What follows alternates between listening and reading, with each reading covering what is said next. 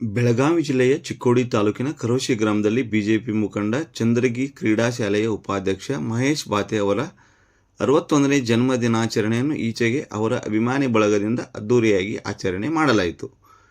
ಚಿಕ್ಕೋಡಿಯ ಚರಮೂರ್ತಿ ಮಠದ ಸಂಪಾದನಾ ಸ್ವಾಮೀಜಿ, ಚಿಂಚಣಿಯ ಅಲ್ಲಮ್ಮ ಪ್ರಭು ಸಿದ್ಧ ಸಂಸ್ಥಾನ ಮಠದ ಶಿವಪ್ರಸಾದ ದೇವರು, ಕ್ಯಾರಗುಡ್ಡದ ಇಂಚಗೇರಿ ಮಠದ ಅಭಿನವ ಮಂಜುನಾಥ ಸ್ವಾಮೀಜಿ ಸಾನ್ನಿಧ್ಯದಲ್ಲಿ ನಡೆದ ಕಾರ್ಯಕ್ರಮದಲ್ಲಿ ಕೇಕ್ ಕಟ್ ಮಾಡುವ ಮೂಲಕ ತಮ್ಮ ಜನ್ಮದಿನವನ್ನು ಆಚರಿಸಿಕೊಂಡರು.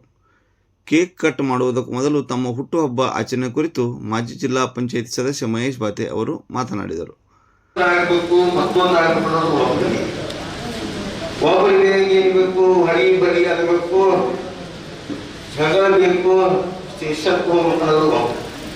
ನಮ್ಮ ಕಡೆ ಬೇಕಾದ್ರೆ ಹಾಗೆ ಇರಲಿಲ್ಲ. ನನ್ನ ಕಡೆ ಏನಾದರೂ ಶ್ರೀಗಳೆಲ್ಲರ ಆಶೀರ್ವಾದದಿಂದ ಜನರ ಸೇವೆ ಮಾಡಬೇಕು, ಸೇವಕ ಆಗ್ಬೇಕನ್ನುವಂಥ ಮನಸ್ಸಿನ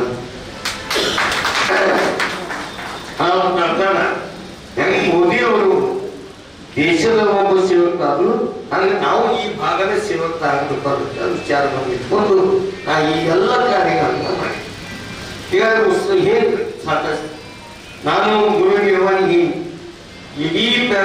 ಇಡೀ ಕರ್ನಾಟಕ ರಾಜ್ಯದಲ್ಲಿ ಯಾವುದಾದರೂ ಒಂದು ಕಟ್ಟಡವನ್ನ ಉದ್ಯೋಗ ಖಾತ್ರಿಯಲ್ಲಿ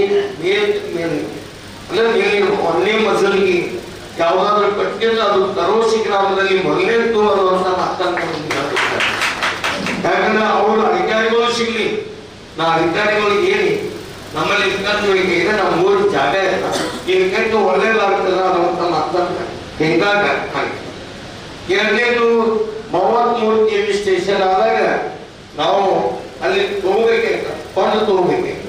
ಕೊಂಡು ತಗೋತೇವೆ. ನಮ್ಮ ಮಾವ ಸೋದರಮಾವನವರು ಸದಾಶಿವ ಕೋಟಿಯವರ ಕಡೆ ನಾವು ಅವ್ರೊಂದು ಅಗದಿ ಕಡಿಮೆ ರೇಟ್ ಮಾಡ್ತೀವಿ, ಅದು ರೊಕ್ಕ ತೋರಿಸ್ಬೇಕು ಅಂತ ಪ್ರತಿ ಕೂಪನ್ಗೆ 25 ರೂಪಾಯಿ ಹಾಕಿ ಪಂಚಾಯತ್ ನಾವು ಎಸ್.ಬಿ. ಜಮಾದಾರ್ ಅವರು, ರಶೀದ್ ಪಟೇಲ್ ಅವರು, ವಿಜಯ್ ಕುಮಾರ್ ಕೊಟ್ಟು, ಅನಿಲ್ ಮಹೇಶ್ ಭಟ್ಟಿ ಎಲ್ಲರೂ ಕೂಡಿ ಆ ಜಾಗ ತಗೊಂಡ ನಂತರ ಅದಕ್ಕೆ ಗನ್ ಹಾಕಿ ಶಿಕ್ಷೆ ನಾಯಕರು ಮಿನಿಸ್ಟ್ರಿ ಇದ್ದಾಗ ಅದನ್ನು ಸ್ಯಾಂಕ್ಷನ್ ಮಾಡಿ ಅದು ಕರೋಶಿ ಲೈಟ್ ಹುಡ್ತಾ ಇತ್ತು, ನಿಗ್ತಾ ಇತ್ತು.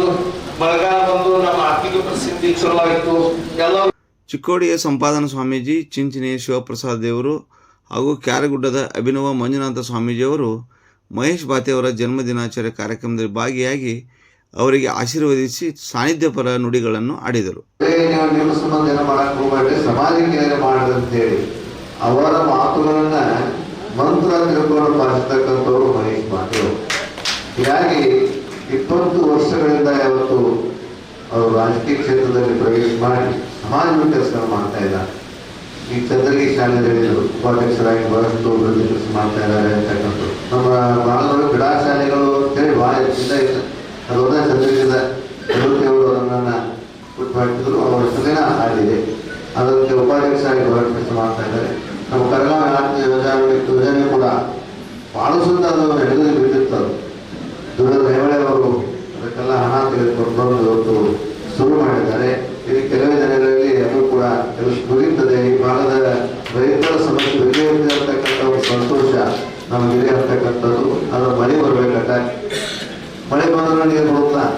ಮಹಾರಾಷ್ಟ್ರದಲ್ಲಿ ಮಳೆ ಇಲ್ಲ, ನಮಗೂ ಮಳೆ ಇಲ್ಲ, ಬೇರೆ ಬೇರೆ ರಾಜ್ಯದಲ್ಲಿ ಮಳೆ ಇಲ್ಲ.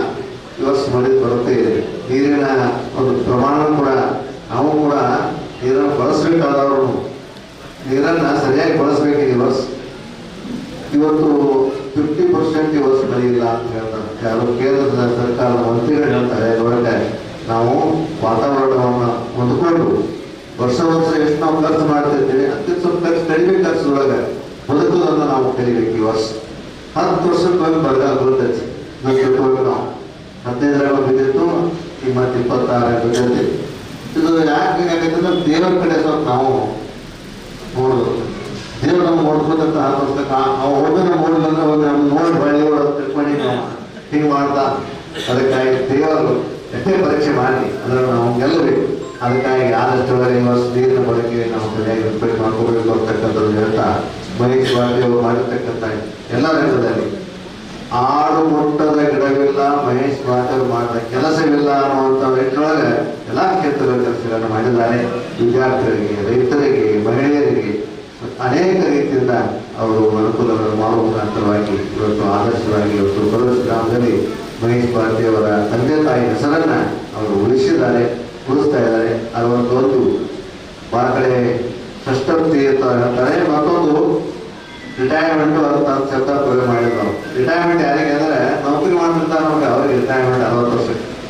ನೀವು ನೌಕರ ಆಗಿರೋದು ಸಮಾಜ ಸೇವಕರಿಂದ ರಿಟೈರ್ಮೆಂಟ್ ಇಲ್ಲ, ವಕೀಲರಿಗೂ ಇಲ್ಲ, ವಕೀಲ್ ಅವ್ರಿಗೂ ಇಲ್ಲ. ಅಂತಂದ್ರೆ ಕಾರಣ ಇಷ್ಟೇ, ಆತನಿಂದ ಏನೋ ದೈವತ್ವದ ಶಕ್ತಿ ಈ ಸಮಾಜಕ್ಕಿದೆ ಅನ್ನುವಂಥದ್ದಕ್ಕೆ ಮಹೇಶಣ್ಣ ಭಾರತಿಯವರು ಬಹಳ ಆದರ್ಶನೀಯರಾಗಿದ್ದಾರೆ ಅಂತಕ್ಕಂಥದ್ದನ್ನ ಈ ಸಂದರ್ಭದಲ್ಲಿ ನಾನು ಹೇಳೋದಕ್ಕೆ ಬಯಸ್ತೇನೆ. ಯಾವುದೇ ಕೆಲಸ ಕಾರ್ಯಗಳಾಗಲಿ ಪಕ್ಷವನ್ನ ಬದಿಗೊತ್ತಿ ಇವತ್ತು ಸಮಾಜಮುಖಿಯಾಗಿರ್ತಕ್ಕಂತಹ ಅಪರೂಪದ ಸೇವೆಯನ್ನ ಅವ್ರ ಮನೆತನದಿಂದನೂ ಸಹಿತ ಅವ್ರು ಮಾಡ್ಕೊಂಡು ಬಂದಿದ್ದಾರೆ.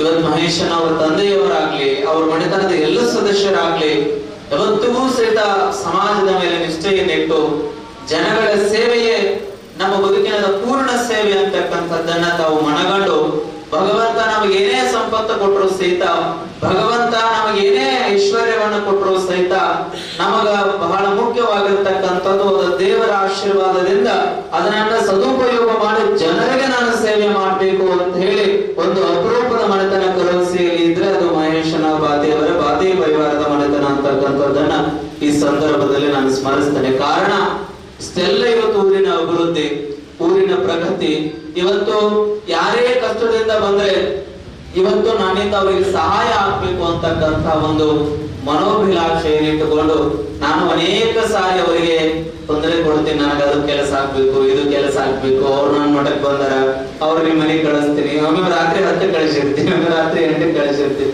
ಯಾವುದೇ ಸಂದರ್ಭದಲ್ಲಿ ನಾವು ಫೋನ್ ಮಾಡಿದ್ರು ಸಹಿತ ಆಯ್ತು ಬುದ್ಧಿ ನೀವು ಅವರು ಒಳಿತಿಗೆ ಹೇಳ್ತಾ ಇದ್ದೀರಾ ಅನ್ನುವಂತ ಭಾವನೆಯನ್ನು ಇಟ್ಟುಕೊಂಡು ಎಷ್ಟೋ ಜನ ಬಹುಶಃ ನನಗನಿಸಿದ ಮಟ್ಟಿಗೆ ಇವತ್ತು 100 ಜನ ಯುವಕರಿಗೆ ಸ್ವತಃ ತನ್ನ ಕೈಕಲಚನೆತ ಉದ್ಯೋಗವನ್ನು ಅವರಿಗೆ ನೀಡಿರ್ತಕ್ಕಂಥ ಒಬ್ಬ ಅಪರೂಪದ ವ್ಯಕ್ತಿ ಯಾರಾದ್ರೂ ಇದ್ರೆ ಅದು ಮಹೇಶಣ್ಣ ಭಾರತಿಯವರು. 100 ವ್ಯಕ್ತಿಗಳೇ ನನ್ನ ಕಡೆಯಿಂದನೇ ಹೋಗ್ಲಿ ಅನ್ನುವಂತ ಭಾವನೆಯನ್ನು ಇಟ್ಟುಕೊಂಡು, ನನ್ನ ಹತ್ರ ಹಣ ಖರ್ಚಾದ್ರೂ ಪರವಾಗಿಲ್ಲ ಅನ್ನುವಂತ ಭಾವನೆಯನ್ನು ಇಟ್ಟುಕೊಂಡು, ಅವರು ಸುಖಿಯಾಗಿದ್ರೆ ಸಾಕು ಅನ್ನುವಂತ ಭಾವನೆಯನ್ನು ಇಟ್ಟುಕೊಂಡು ಇವತ್ತು 100 ಕುಟುಂಬಗಳಿಗೆ 100 ಯುವಕರಿಗೆ ಬಹುದೊಡ್ಡ ಆಶ್ರಯವನ್ನ ನೀಡತಕ್ಕಂತಹ ಕೆಲಸವನ್ನ ಅವ್ರು ಮಾಡ್ತಾ ಇದ್ದಾರೆ. ವಿಷಯವನ್ನ ಆಗ್ಲೇ ಹೇಳಿದಾಗ ಹಾಸ್ಯದಿಂದಲೂ ನೋಡ್ಕೋಬಹುದು, ಅನುಭವದಿಂದಲೂ ನೋಡ್ಕೊಳ್ಬಹುದು. 60 ಮಂದಿ ಒಳಗೆ ಹಾಸ್ಯ ಅಂತ ನಾವೆಲ್ಲ ನಗ್ತೀವಿ. 10ಕ್ಕೆ ಹಕ್ಕಿ, 20ಕ್ಕೆ ನಕ್ಕಿ, 30ಕ್ಕೆ ಮುರುಗ, 40ಕ್ಕೆ ನಾಚಿಕೆ, 50ಕ್ಕೆ ಅರು ಅಂತೀವಿ, 60ಕ್ಕೆ ಮರು ಅಂತೀವಿ. ಯಾರು ಮಾಡ್ತಾರೆ ಹೇಳಿ ನೋಡೋದು? ಇಷ್ಟೊತ್ತನ ಎಲ್ಲ ಹಿಸ್ಟ್ರಿ ಹೇಳ್ಬಿಟ್ರು. 60ಕ್ಕೆ ಮರಳು ಅನ್ನುವಂಥ ಶಬ್ದ ಬಹುಶಃ ಮಹೇಶಣ್ಣ ಭಾರತೀಯ ಹಿಸ್ಟ್ರಿ ಒಳಗಿಲ್ಲ. ಎಲ್ಲ ನೆನಪು ಮಾಡ್ಕೊಂಡು ಹೇಳಕ್ಕಾಗ್ತದೆ. ಆದ್ರೆ ಅನುಭವ ಏನದೆ ಆಯುಷ್ಯದಿಂದ ಅಲ್ಲ, ಅನುಭವದಿಂದ ಬಂದದ್ದು.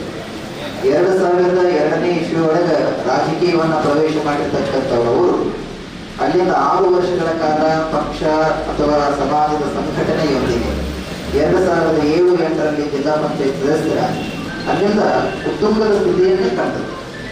ಸದಾಕಾಲ ಸಮಾಜದ ಸೇವೆ, ಸದಾಕಾಲ ಸಮಾಜದ ಒಳಿತು. ಮತ್ತು ಇನ್ನೊಂದು ವಿಶೇಷ ಏನು ಅಂತಂದ್ರೆ, ಬೇರೆ ಬೇರೆ ಊರೊಳಗೆ ಹೋಗಿ ಅಂತಂದ್ರೆ ಆ ಊರಿನೊಳಗೆ ನಾಯಕರು ಹುಟ್ಟುಹಬ್ಬನೋ ವಿಶೇಷ ಕಾರ್ಯಕ್ರಮ ಇತ್ತು ಅಂತಂದ್ರೆ ಆ ತನಕ ಸಮಾಜದ ಚಿಂತಕ, ಸಮಾಜದ ಉದ್ಧಾರಕ ಅಥವಾ ಧರ್ಮವನ್ನ ಬಿಂಬಿಸ್ತಕ್ಕಂಥವ ಹಾಗೆ ಹೀಗೆ ಅಂತ ಹೇಳಿ ನಾವೆಲ್ಲ ವ್ಯಾಖ್ಯಾನ ಕೊಡಬಹುದು.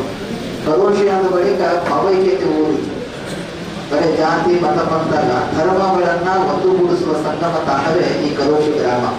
ಹಿಂದೂ ಮುಸ್ಲಿಮರ ಎರಡೂ ಮನೋಇಂಗಿತವನ್ನ ಅರ್ಥ ಮಾಡಿಕೊಂಡು ಸಹೋದರತ್ವ, ಮಾತೃತ್ವವನ್ನ, ಪ್ರೇಮವನ್ನ ಗಟ್ಟಿಗೊಳಿಸಿ ಈ ಊರೊಳಗ ಒಂದು ಅತ್ಯುನ್ನತವಾಗಿರ್ತಕ್ಕಂಥ ಸೇವೆಯನ್ನ, ಅದು ಮಂದಿರಾಗಿರ್ಬೋದು ಮಸೀದ್ ಆಗಿರ್ಬೋದು, ಎರಡನ್ನೂ 2 ಕಣ್ಣುಗಳಂತೆ ನೋಡ್ಕೊಂಡು ಹೋಗುವ ನಾಯಕ ಮಹೇಶ್ ಭಾರತಿಯವರು. ಆ ನಿಟ್ಟಿನೊಳಗ ಕರೋಶಿ ಇವತ್ತು ಬರೀ ನಮ್ಮ ಚಿಕ್ಕೋಡಿ ತಾಲೂಕಿನೊಳಗು ಈ ಭಾಗಗಳಂತ ಹೆಸರಾಗಿಲ್ಲ. ಬಹುಶಃ ಭಾರತಿ ಕುಟುಂಬ, ಕೋಟೆವಲ್ಲಿ ಕುಟುಂಬ, ಹೀಗೆ ಕರೋಶಿಯ ಪ್ರತಿಷ್ಠಿತ ಮನೆತನಗಳು ಪಾರಂಪರಿಕವಾಗಿ ಸೇವೆ, ಸಮಾಜ, ದಾಸೋಹ, ಮಠಮಾನ್ಯಗಳ ಮೇಲಿರ್ತಕ್ಕಂಥ ಶ್ರದ್ಧೆ, ಈ ಎಲ್ಲ ಹೆಸರಿನೊಂದಿಗೆ ಇವು ಹೆಸರು ಮಾಡಿದ್ದಾರೆ. ಅಷ್ಟೇ ಅಲ್ಲದೆ ಈ ಕರೋಶಿ ಗ್ರಾಮದೊಳಗಡೆ ಒಂದು ಮನೆತನ ಎಡಸೋಸಿ ಜಗದ್ಗುರು ಪೀಠಕ ಗುರುವಾಗಿ ಆ ಪರಂಪರೆಯನ್ನು ಮುಂದುವರೆಸಿರ್ತಕ್ಕಂಥ ಇತಿಹಾಸ ಈ ಕರೋಶಿ ಗ್ರಾಮ. ಅಲ್ಲಿಂದ ಈ ಧಾರ್ಮಿಕತೆ ಒಳಗ ಮಹೇಶಣ್ಣ ಅವರು ಅವರನ್ನು ಮಾಡ್ಸರಿ ಹೇಳ್ತಿರ್ತಾರೆ. ಚಿಕ್ಕೋಡಿ ಅಂತವರು, ಚಿಂಚಿನವರು ಎಲ್ಲ ಮಠ ಮಾನ್ಯಕ್ಕೆ ಅದು ಯಾವುದೇ ಕ್ಷೇತ್ರದೊಳಗಿರಲಿ ಯಾವುದೇ ಊರೊಳಗಿರಲಿ ಬೇಕಾದ್ರೆ ಕರ್ನಾಟಕ ಬಿಟ್ಟು ಮಹಾರಾಷ್ಟ್ರದಾಗಿದ್ರೂ ಕೂಡ ಅದು ನನ್ನ ಮಠ, ಅದಕ್ಕೆ ಏನಾದರೂ ಸಹಾಯ ಸಹಕಾರ ನೀಡಬೇಕಂತ ಹೇಳಿ ಒಂದು ಫೋನಿನ ಕರೆಯ ಮೂಲಕ ರಾತ್ರೋರಾತ್ರಿ ಓಡಿ ಒಂದು ಸೇವೆಗೆ ಸದಾಕಾಲ ಸಿದ್ಧನಾಗಿ ನಿಂತಕ್ಕಂಥ ಕುಟುಂಬದ ವ್ಯಕ್ತಿ ಯಾರಾದರೂ ಇದ್ದಾರೆ ಮಹೇಶ್ ಬಾತೆ ಅವರು ಯಾರಕ್ಕೆ ಕರೋಶಿಯ PKPS ಸಭಾಭವನದಲ್ಲಿ ಹಮ್ಮಿಕೊಂಡ ಜನ್ಮ ದಿನಾಚರಣೆ ಕಾರ್ಯಕ್ರಮದಲ್ಲಿ ಮಹೇಶ್ ಬಾತೆ ಅವರ ಹಿತೈಷಿಗಳು ಹೂಗುಚ್ಛ ನೀಡಿ ಪೇಟ ತೊಡಿಸಿ ಶಾಲು ಹಾಕಿ ಸನ್ಮಾನಿಸಿ ಅಭಿನಂದಿಸಿದರು.